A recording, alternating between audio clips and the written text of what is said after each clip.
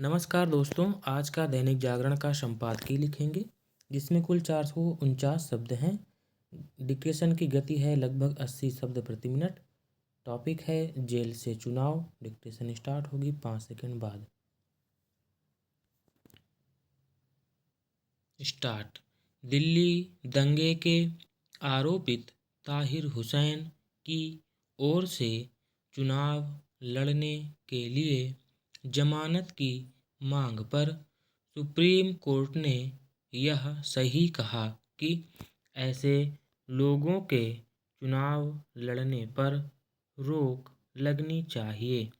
दुर्भाग्य से ऐसा तब तक संभव नहीं जब तक मौजूदा कानून में बदलाव नहीं होता।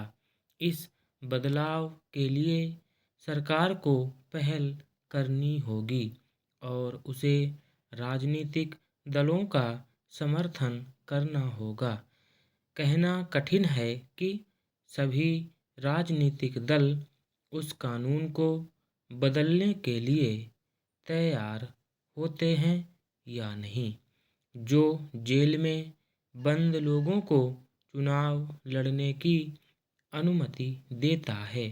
यह अनुमति इस मान्यता के आधार पर मिली हुई है कि दोष सिद्ध न होने तक हर व्यक्ति निर्दोष है। इसके चलते ही कई लोग जेल में बंद होने के बाद भी चुनाव लड़ते हैं और चुनाव प्रचार के लिए जमानत की मांग करते हैं। इनमें वे भी होते हैं जो गंभीर अपराध के आरोप में जेल में बंद होते हैं। विडंबना यह है कि ऐसे कई लोग चुनाव जीत भी जाते हैं क्योंकि वे जाति, पंथ, क्षेत्र के नाम पर या फिर अपनी बेगुनाही का रोना रोकर लोगों की भावनाओं को भुनाने में समर्थ हो जाते हैं। होना तो यह चाहिए कि मतदाता अपने प्रतिनिधियों का चयन परिपक्वता से करें, लेकिन कई बार ऐसा नहीं होता। इसका प्रमाण तब मिला था जब पिछले लोकसभा चुनाव में राष्ट्रीय सुरक्षा कानून के तहत जेल में बंद खालिस्तान समर्थक अमृतपाल सिंह ने पंजाब की खडूर साहिब सीट से जीत हासिल कर ली थी। इसी तरह टेरर फंडिंग में तिहाड़ जेल में बंद इंजीनियर रशीद ने जम्मू कश्मीर की बारामूला सीट से चुनाव जीत लिया था। इसके बाद विधानसभा चुनाव में उसे इस आधार पर चुनाव प्रचार के लिए जमानत मिल गई थी कि वह अपने दल का प्रमुख है। Para change.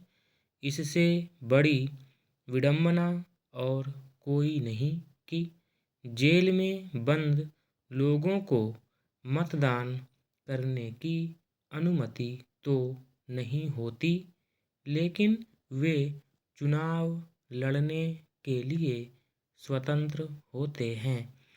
चुनाव लड़ने के लिए जमानत मांग रहे ताहिर हुसैन पर हिंसा भड़काने के बेहद गंभीर आरोप हैं, लेकिन इससे सांसद असदुद्दीन ओवैसी पर कोई फर्क नहीं पड़ा। उन्होंने सब कुछ जानते हुए भी उसे अपने दल से दिल्ली विधानसभा का उम्मीदवार बना दिया।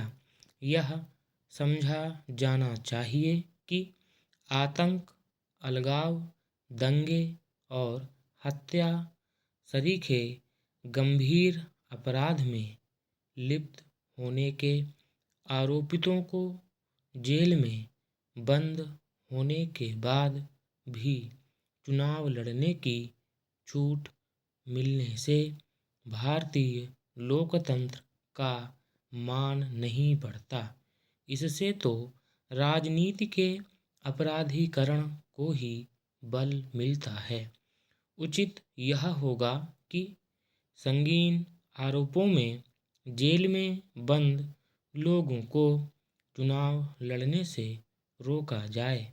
निसंदेह बंदियों के भी कुछ अधिकार होते हैं, लेकिन उनके लिए चुनाव लड़ने को मौलिक अधिकार बना देना बिल्कुल भी ठीक नहीं। स्टॉप।